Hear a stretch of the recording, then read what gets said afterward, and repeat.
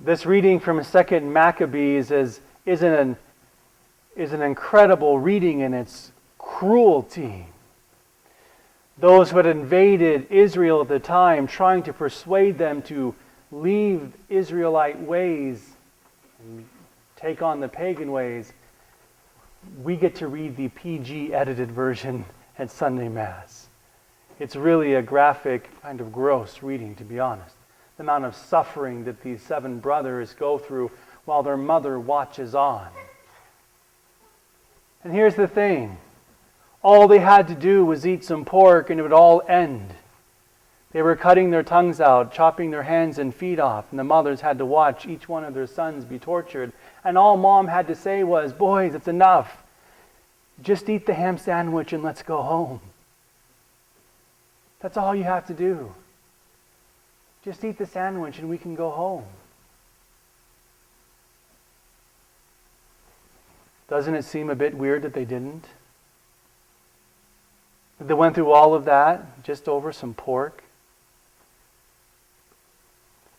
That's because it's not about the ham sandwich. It's not about the pork.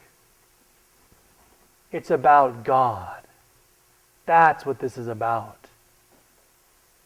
God had established a covenant relationship with the Jewish people. They were His chosen people. I will be your God and you will be my people. And God made many promises to them, last of which is everlasting life. And the Jewish people were asked to believe in God. And belief in Bible talk means faithful obedience as well. To believe is not just simply a mental exercise like, okay, I believe that. Belief in the scriptural sense means to believe, but then to respond with my life in faithful obedience. I mean, just look at Abraham for an example. Abraham believed God, but then his life was a string of responses of obedience to God. Moving from his homeland, even to sacrifice his own son, which God stopped him from doing. Belief and obedience are linked together. But all they had to do was just put a few bacon bits on. They could have gone home and not suffered and died, these Maccabean brothers. But they didn't. Because it's not about that.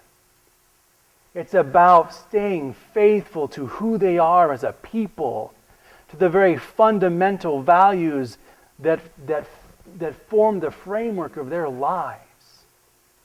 You see, the Christians in the early church would be faced with a similar temptation by the Romans, by Caesar. You Christians, we'll throw you to the Colosseum, the lions, but all you have to do is just pinch a little incense here to the gods and you can go home. That's all you have to do. Just pinch a little incense, like grabbing a little bit of salt, incense, and just put it here before Athena or Zeus and you can go home. But they didn't do it, did they? That must have been an incredible temptation just to eat the ham sandwich. Well, how about for you and me? How does this relate to us 2,150 years later?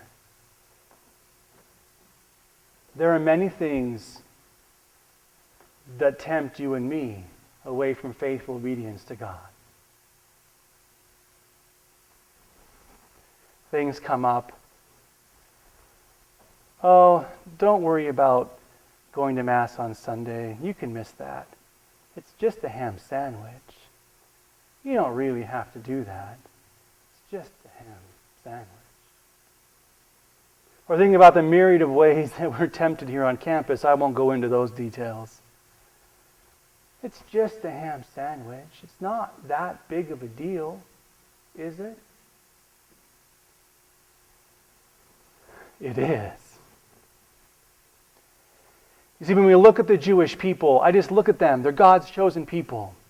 And I look at them throughout human history, God's chosen ones. They were asked to live differently than the rest of the world. And they did that. The Jewish people are the most picked on, fought against, alienated, rejected people on the planet. Historically, they were the most kicked around, picked on, fought against people. Do you know why? Because they refused to conform. They would not be like everybody else. They would not just give in and be par for the course. They were God's chosen people. And so they would stand up to be that. God asked them to be different. God asked them to not be like everybody else. And so that's what they were going to do. Not eat the ham sandwich. And to this day, they are still God's chosen people. And they still do not conform. And we as Catholics were born out of Judaism. And we as Christians have experienced many of the same things. Especially as Catholics, we're that one institution in our culture that will not conform, that will not give in, that refuses to be like everybody else. It's just a ham sandwich. Why do we have to hold on to all these things? Because it's not a ham sandwich. It's everlasting life. It's the resurrection for the righteous, as Jesus tells us. That's what we stand for.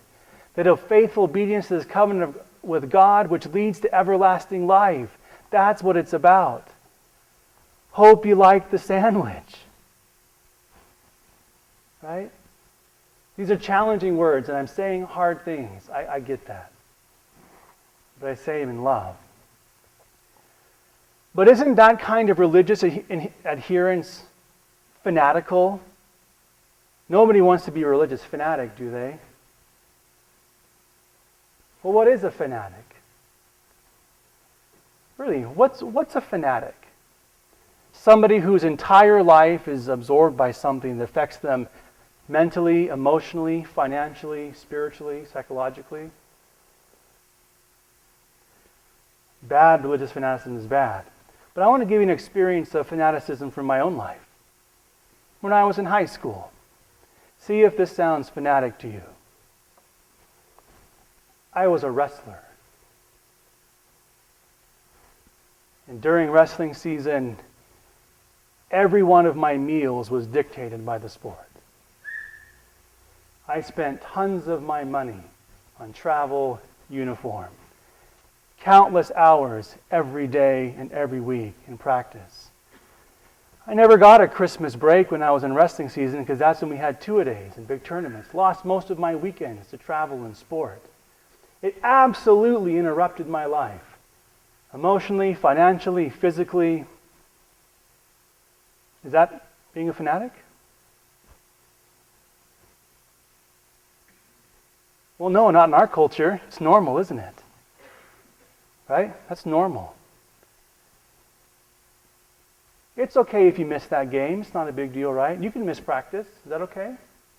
Just one practice. Can you miss the one practice? Just one. We need you to go to the confirmation retreat this weekend. Oh, we have a game that weekend. So I can't go to the confirmation retreat because of the game.